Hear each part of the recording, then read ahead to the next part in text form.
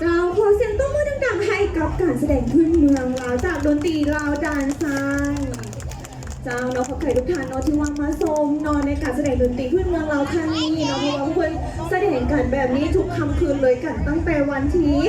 23เนาะจนถึงวันที่27มื้อนี้ก็เป็นมื้อสุดท้ายแล้วการแสดงที่ว่าออนซ้อนและผู้ใดที่ว่ามาฟังแบบนี้เนาะโอ้โหรู้สึกว่าสบายใจเพลินไปกับดนตรีและเสียงเพลงโดยที่ว่าโมได้คองคอยเวลากันเลยเจ้าสำหรับกิจกรรมดีๆเนาะไม่ว่าจะเป็นกิจกรรมจากธนาคารมารุห้างหรือว่ากิจกรรม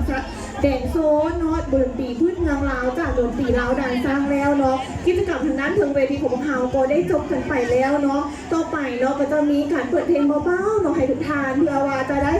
เบิ่งอาหารกินอาหารซื้อเครื่องที่ว่าจะเอาไปใช้อยู่บ้านอยู่เงินแบบนี้เป็นเครื่องหัตถกรรมกสิกรรมแบบนี้ก็มีอีกหลากหลายบูธที่ให้ทานนั้น